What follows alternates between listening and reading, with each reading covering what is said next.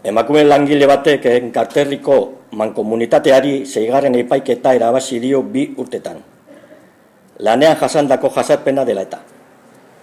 Euskal Autonomia Erkidegoko Auzitegi Nagusiak berriro ere zigortu egin du mankomunitatea langilearen aurkako jazarpena dakarten nagusikeri jarrera. Inkomunikazio eta isolomenduagatik. Denetara 100.000 euro inguru ordaindu beharko dira guztion saleketatik.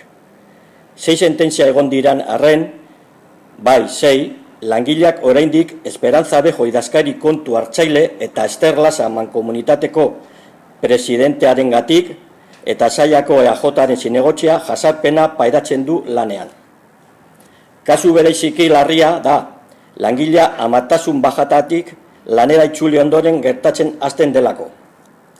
Epaitegira jo ondoren eta epaiketa irabazita, mankomunitatea langilea berriro hartzera kondenatu zuten.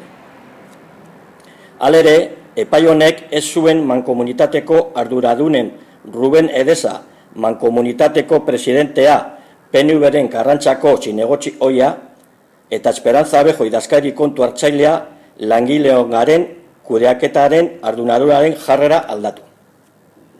Txostena irmoa da langileak, jazarpen eta nagusikeria, jasan zuela azaltzeko orakoan. Bere eginkizunak kendu zizkioten, baita bere lanerako beharrezkoa ziren mugikorra eta ordenagailu eramangarria ere.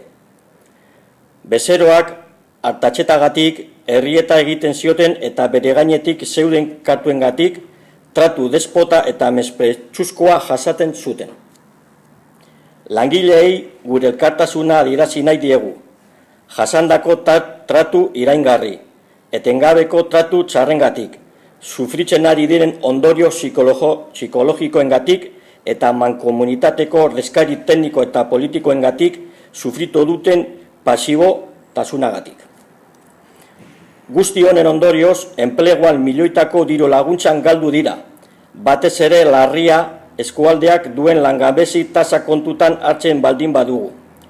Jakin badakigu, ean krisiak gehien zigortu duen eskualdetako bat Enkarterri dela. Epai guztiek Enkarterriko mankomunitatearen argudioak bertan bera utzi dituzte. Mankomunitateak bitartean jazarpena prebenitzeko araua bete zituela mantentzen du.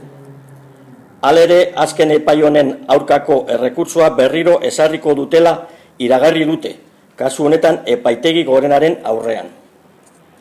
Mankomunitatearen jarrera eta itxukeria kasu honetan elegiteak bata bestearen atzetik aurkeztuz bereziki ulergaitza da. Are gehiago kontutan hartzen badugu ez mutuak, ez da gizarte segurantzako institutuak ere ez dutela egin. Zein da helburua? Norbaitek kontutan hartu alduk mankomunitateari egiten ari zaion kalte ekonomikoa? Ez dezagun ahaztu Enkarterrin bizi garen guztion diruaz hitz egiten ari garela. Ardura politikoak ez egitzen ditugu diru publikoa, zatxuteagatik eta baita jazarpen giroa onartu eta langileen duintasunaren ardua doazen jarrerak bainbentzeagatik. Euskal Herria Bildun urteak daramatzagu Enkarterriko mankomunitateko batzorde eta osoko bilkuretan Esperantza Abejo idazkari kontu hartzaileak langile batzuenganako duen jarrera erasokorra salatzen. Ezagutzen ez ditugun arrazoengatik idazkari kontu hartzaile honek aurreko presidentearen Ruben Edesaren eta egungoaren Ester Lasa babesa izan du. Konplizitate hau bereziki larria da Euskal Herria Bildurentzat. Gertakariak oso argiak dira eta horregatik galdetzen diogu gure buruari zelako neurriak hartuko diren Esperantza Abejo Andrearen aurka jarrera hauek ekiditeko. Halere, neurriak berandu iritsiko dira, kalte larria eginda dagoelako jada. Lotsa eta harridura ematen digu erakunde publiko batek etenik gabeko jazarpen jarrera duten pertsonei babesa ematea ikusteak, are gehiago jarrera hauek desagertu beharrean areagotzen direnean.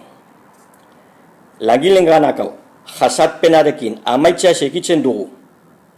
Inolako enpresak ez lituzke jarrera hauek onartu behar, are gutxiago erakunde publiko batek.